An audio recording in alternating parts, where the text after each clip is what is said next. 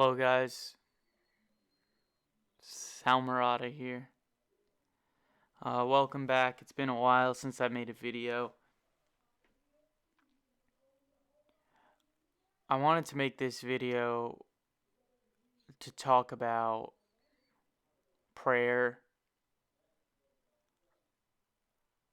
and a relationship with the divine, with God, especially in times when we're looking for answers in other areas of life, and sometimes it seems as if they're hard to find.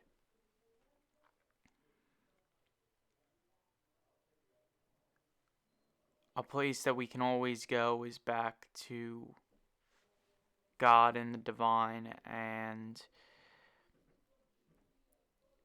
personally I find that prayer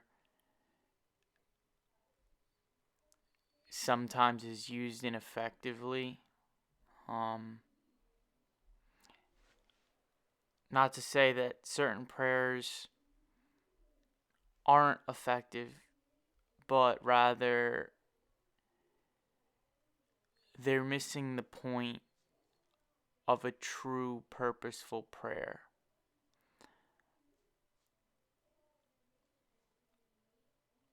And in this video, I want to specifically talk about the Lord's Prayer, the prayer that Jesus gives us and tells us this is how we should pray. And most of us know this prayer as a recitation of various lines, right? However, I don't think that the prayer is meant to be understood as something to recite, but rather principles on which we should pray, what we should truly be asking for in our prayers. Because God knows what we need in the times that we need it. We shouldn't have to say to God, oh, I need this, for Him to recognize what we need. Rather, prayer is about reconnecting to God and stepping out of the way so that God can again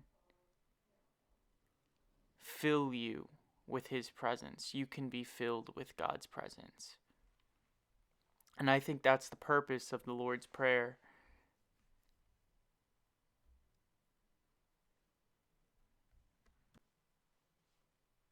So I'm going to go through it with you guys right now. And I'm going to then break down what I think it means to me personally and how I think it could serve you, whether you're a Christian or not. And I'll tell you a little bit about my beliefs here. I am Christian in a sense. I believe in the teachings of Christ. I find peace and happiness and salvation in the teachings of Christ. I believe that there's a lot of purity and truth in His teachings. I'm not saying that truth is exclusive to the Christian religion. I think it's exclusive to the Christ mentality in a sense, right? As Christians, we're aiming to be Christ-like. I believe that Christ is a presence that we can aspire to be like, and I do believe that it was perfectly embodied in Jesus, and the accurate teachings that we do have of him reflect his wisdom and his sight to the reality of the world, or rather beyond the world, the spiritual realm. We can go more into religions and what other religious teachings I sort of subscribe to or believe are connected and aligned and parallel to the teachings of Christ in another video, but in this one I just want to focus on the Lord's Prayer, and I'm going to go through it now. So it starts, Our Father, who art in heaven, hallowed be thy name. Thy kingdom come, thy will be done, on earth as it is in heaven. Give us this day our daily bread, and forgive us our trespasses, as we forgive those who trespass against us. And lead us not into temptation, but deliver us from evil. For thine is the kingdom, the power, and the glory. Amen.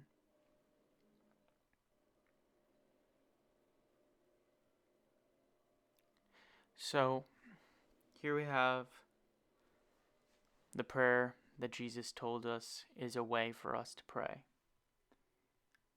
And in the beginning, we address our Father, right? This overwhelming presence, our Creator, our source of life and protection, who held us in his mind, right, as we are created, right? And we are affirming that his name is holy, right? Hallowed be thy name. And in this moment, to start off the prayer, we're recognizing one of the purest, most important, probably the most important teaching of Christ, right? The first commandment, that we should love our God, right? With all our soul, all our might, all our strength.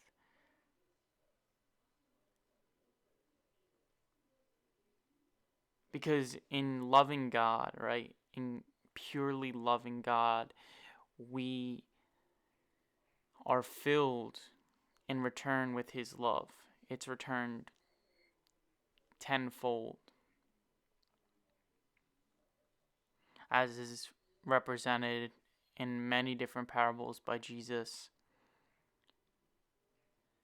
But once we open up our love for God, he returns the love, right?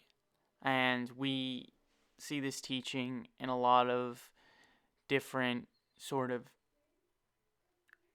I guess you could say, New Age teachings, where we're taught to show gratitude to the universe and say the things that we're grateful for and give affirmations, and in doing so, those things of gratitude will be given back to us. And I think that this principle exists because it is a fractal, a reflection of what's happening on a macro scale with God, right? When we love God completely and totally and devote ourselves to God, then God returns his love for us. And that's the greatest love we'll ever find, is that interconnected love with God, when the communion is brought together. So we recognize God's greatness, God's glory, and God's might and his power and his love, and because of that, his name is holy. It's synonymous with all things holy.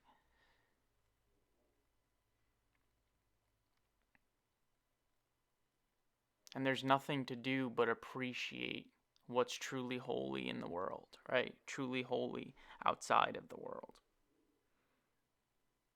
And in the next line, we talk about thy kingdom come, right?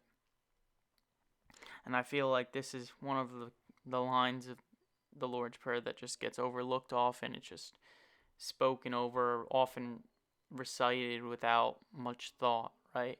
But what is a kingdom, right? And why is Jesus telling us to let the Lord's kingdom come?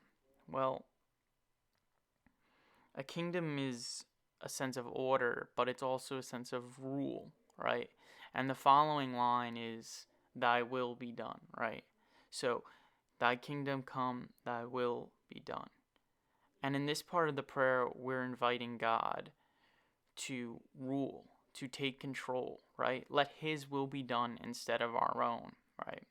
And that is the greatest display of faith that we can show, right? If we truly love someone, as we say when we're telling God that his name is hallowed and that it's holy, then our greatest sign of respect, right? And our greatest way to return the favor of love to God for his immense love, for his immense holiness, is to let his will be done, to recognize that who we are, this individual, this person, is not actually anything in comparison to God, right? And what his will is. His will is so immense, so beautiful, so beyond the scope of the human mind, the human intellect, that it does not matter what we think or what we want and what a traditional prayer would say, like, oh, God, I'm struggling with money. Can you please help me in this moment to earn some more money, even so that I could support my family or that I could pay bills. These are things that require the human intellect, right? Rationalizing how we can go about changing our lives or making decisions that will affect how the world responds to us and what our will is. And in this moment, in this part of the prayer, we're giving up our will. Right? We're giving up all individuality to totally succumb to God, right? And that is an element of self-sacrifice. It's one of the principles of all the major religions of the world, right? Is to lay down your life, right? To take up your cross and follow him. In Islam, it's to self-surrender, right? Islam, the word Islam, when it originated, it was to surrender the self. And Islam itself means self-surrender, and a Muslim is one who self-surrenders. That would be the actual meaning of the words and the origin of them.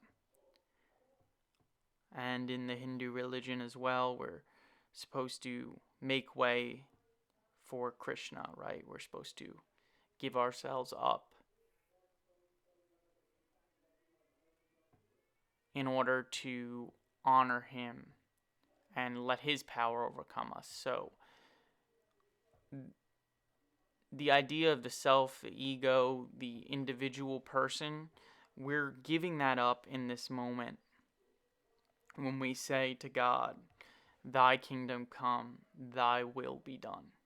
And that is one of the most relieving feelings in the entire world, to have true faith that God's will is what should be enacted on your life, and that there's no need for the individual person to step in and try to direct anything, like myself. Sal, for instance, right? Sal needs to just let go and just allow what happens to happen. And the self always fights back. It always does. It always reemerges. You have goals and plans and things that you want to happen, areas of your life that you want to check off and solve. Because if you can solve them, then, well, then your life will be better. But we're trying to not solve anything ourselves. And to give that up is to put total faith in God. And to hold on to it, on the other hand, which is what the prayer is urging us not to do, is to believe that there's something in us that's stronger than God, that's stronger than giving up, that it's stronger than His will, or something that we could do that God can't. And that is a slight that marginalizes God, when God is so much greater than we could ever be.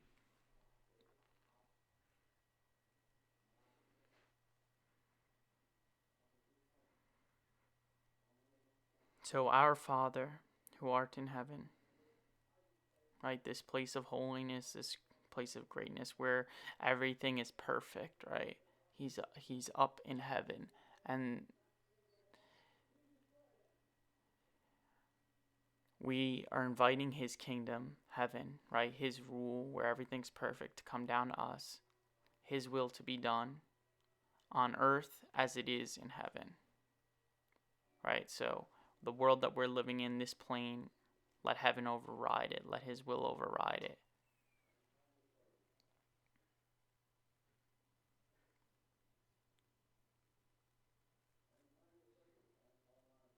And in this part of the prayer, this next part, we focus on supplication in a sense, right? We're acknowledging that we need something from God, and this is often the focus of prayers. But it's almost a passing moment in this prayer, right? Not that anything about this prayer is worth glancing over, but comparatively, at least in my experience of saying it, it's the thing that's just spoken in a way that it's assumed that it's done, right? Give us this day our daily bread. Give us this day our daily bread, right? And it's not worrying about the future. It's not projecting yourself. Make sure I have a storehouse full of food for the next year and that I'm prepared. And in modern times, thinking about having a great savings account and making sure your bills are paid and your house is owned and not rented and everything is set up and you have a retirement fund and everything's in line, your ducks are in order. Because when those things do occur in our lives, they don't really provide any more happiness. The only time they do provide some sort of happiness for us is if we are detached from the worries of those concerns, those financial concerns or otherwise. When we're detached from them because they're catered to already, we have them aligned, then we find peace. But it's important here that we learn to detach from them in the day, right? And that the worries of tomorrow don't enter our mind. We stay present, completely and totally present. And we ask God that our daily bread is provided for us. Not our weekly bread, not our monthly bread, not the plan for our whole lives, but just today, right? That today we can get what we need. And it's less of a asking God for something, but instead a realization and an acknowledgement that we're here in this moment and that we don't need to worry about tomorrow. Sufficient unto the day are the worries thereof, right?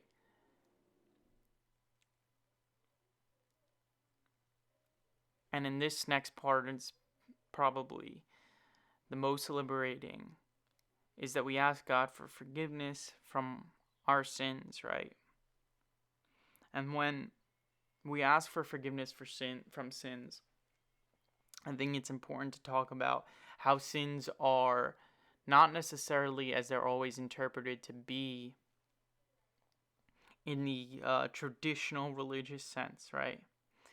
The way I interpret a sin is to miss the point of life, to miss the point of spiritual purpose, spiritual reality, right? To get caught up in things, concerns of the intellect and of the bodily senses, right? Things like greed and lust and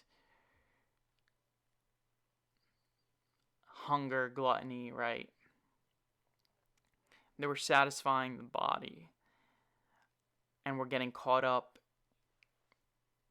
in the desire to fill our bodies with dopamigenic rewards. And it's not necessarily that these things are bad, right? Greed, lust, these things are condemnable, but rather they don't provide the lasting happiness that exists in the spiritual realm, right? By indulging in the dopamigenic urges of the human being, by wanting to be, by submitting to the animalistic nature of the human, we are ignoring our spiritual reality, our spiritual perfection, and we're stepping away from the pure love that is God, that exists in this realm, but is veiled, is invisible, and we have the ability to see it. But when we participate in indulging in the very human desires, right, as the Buddha said, giving up desires, right, is one of the keys to that sort of realm of peace. Well, desires are of human nature, and we are letting our human nature go and giving into divine nature when we ask for forgiveness. We ask God to forgive us for not seeing His truth. And we offer to forgive other people. Because by holding on to certain grudges and being offended by our fellow humans, right? Our friends and our family and our coworkers, our enemies, we are seeing them as a human animalistic creature who threatens our animalistic sense of self and worth and our storehouses, right? When we hold a grudge against somebody, it's because they have hurt our egos, they have taken from us, they have stolen from us, they have taken away something that can be taken away, and these things only exist in the human realm, right? I get irritated all the time. I get still every day, no matter how many times I ask for forgiveness for it, I get irritated with people, and I experience anger and frustration. I experience pain in a lot of different ways. And I find that asking for forgiveness releases you from that pain if God will forgive you. And in my experience, He always does when you truly wish to be forgiven, when you truly see Him for as He is, as perfect as He is, and how you want to recognize that perfection. He does offer that forgiveness. And when you forgive other people, you also lift yourself from that burden of holding on to those grudges, because you realize that whatever offense people have given you, it's no longer valid, because if you're in God's arms, if you're in God's love, then there's nothing that can hurt you, and you can see other people for their innate divine nature, how lovable they truly are. And Jesus reflects this. One of my favorite parables, and I'll probably, as I talk more about this stuff in the future, is the parable of the prodigal son.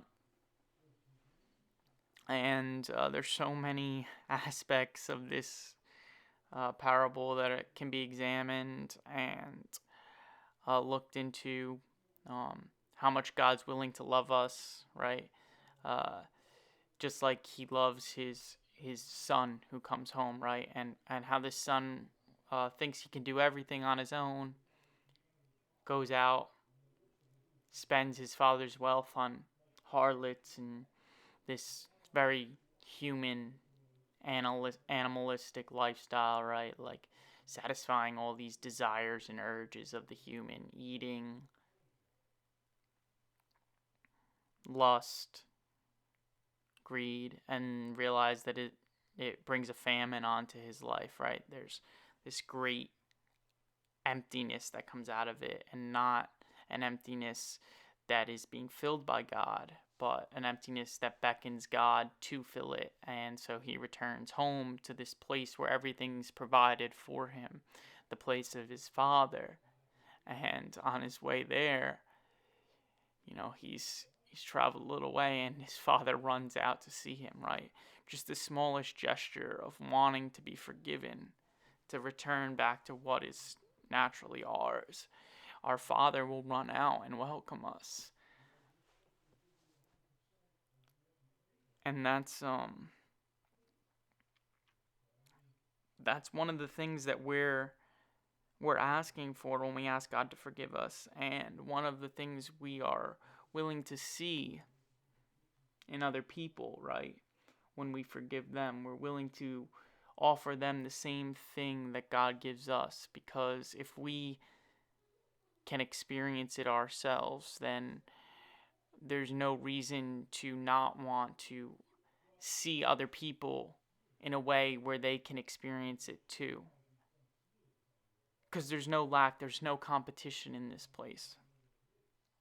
And perhaps I'll go more into forgiveness in another video, but this one's going long, so I do want to maintain some brevity,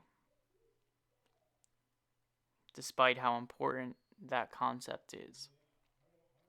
Forgiveness is really, really, really tough, but it's also one of the most rewarding things, because it's one of God, if not the most powerful, God's atonement.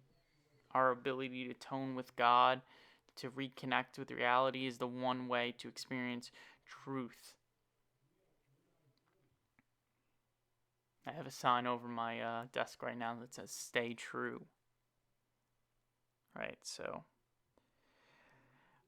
forgiveness is about rediscovering truth, rediscovering everything that's provided for you, and it ties back into the other aspects of this prayer, which is your name is hallowed, and your kingdom is welcome here, God, and your will is welcomed. So forgive us our trespasses as we forgive those who trespass against us, and lead us not into temptation, but deliver us from evil. Right, and again, I think it's important to not misinterpret these sayings or attach to specific of I don't want to say traditional, but like, mainstream meanings to them, or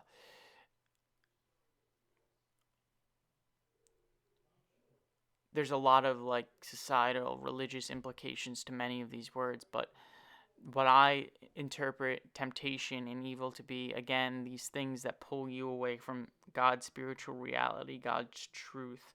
And we're asking God that as we've been forgiven and as we forgive others, and we receive his full welcoming, his full love, his full embrace, and being provided for and cared for, and being in the kingdom ourselves, and allowing him to lead and us to make way, right? Like us to empty ourselves out and allow him to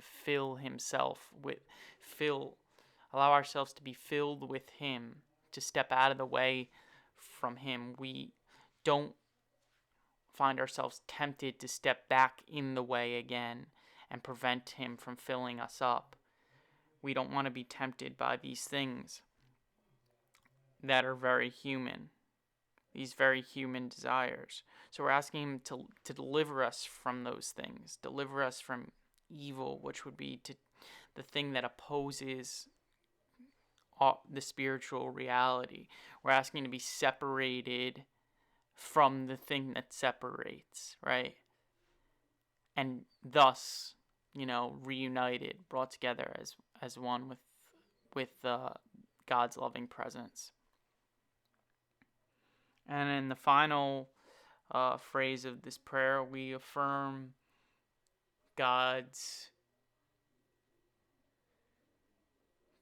His kingdom, the power that's there, the glory, that everything belongs to God, right? Everything, His power, it's only by His grace that we're even here today, and by moving out of the way of His grace, we let it pour into our lives.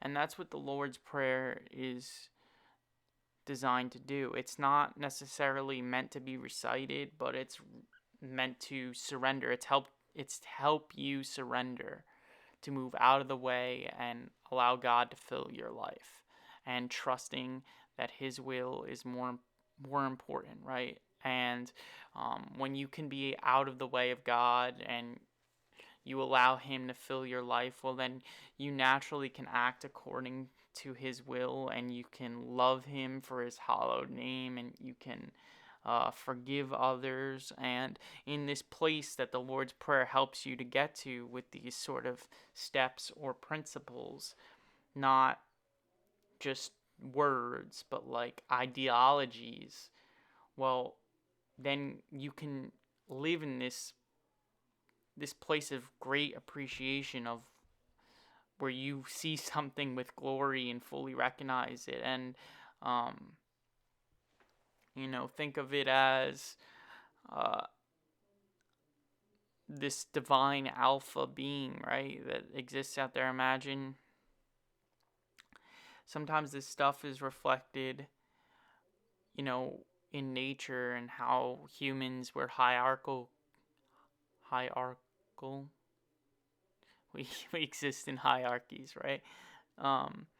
And it feels good to be under the protection of an alpha, and why we give respect to an alpha. And there's nothing, often an alpha male or alpha female in a group will have to bear many responsibilities, and it's more difficult for them than those of the people that are protected by this alpha being, right?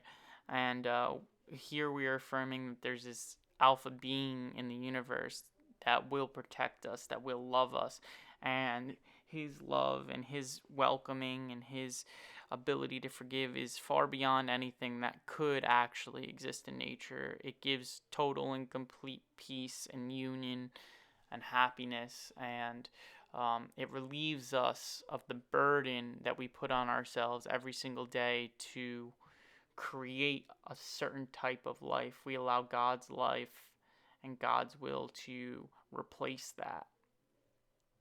So that's what the Lord's Prayer is.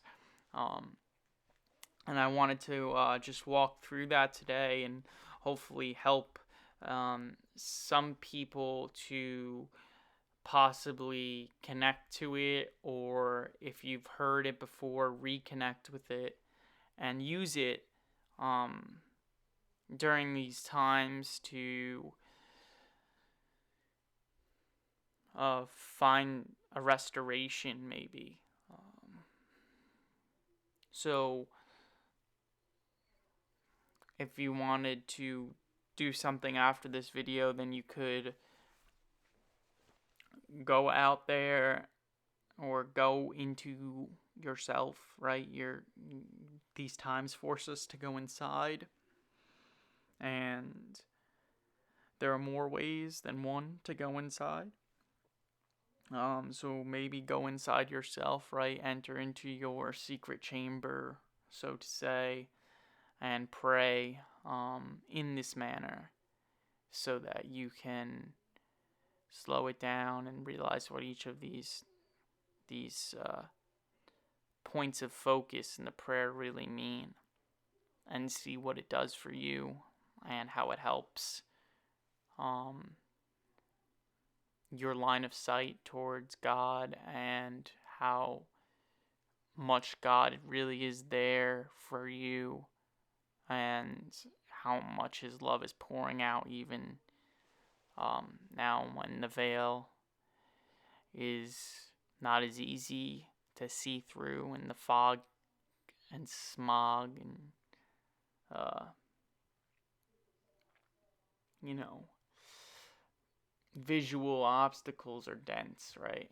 So that's my video for you today. I know I'm not on camera, but I hope this serves you. I hope you can use it.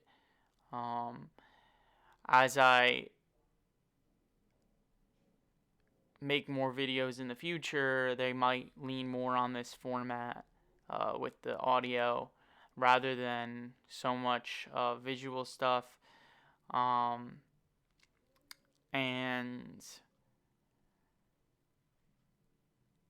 some of you might notice that there's been some other changes. I changed the intro, logo sequence, and the direction of this channel might change a little bit in the future, because as much as some of the other stuff that I've created in the past I see as valuable to a certain type of person, it may not be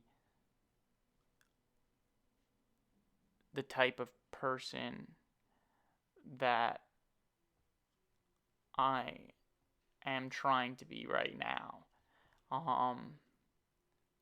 or trying to connect with rather. So I'm gonna leave the other videos up there. They're gonna stay, and they are still serving people, and I hope that the videos that I have now will continue to serve people as well. So they might be a little bit different, and I encourage you all, despite some of the terminology and the symbols that I use in future videos, to not necessarily deter you from their universal value to everybody, right? Like, what I'm talking about is not a dogmatic thing. It is not a Christian thing. It is a spiritual blanket, a spiritual reality that covers everybody, right? And this is just one scope to look through and see it, and that's what we're gonna talk more about in future videos. So again, thank you. And if you guys are still there, reach out, comment, so I know there's people listening, and if there aren't, there will be. So thank you.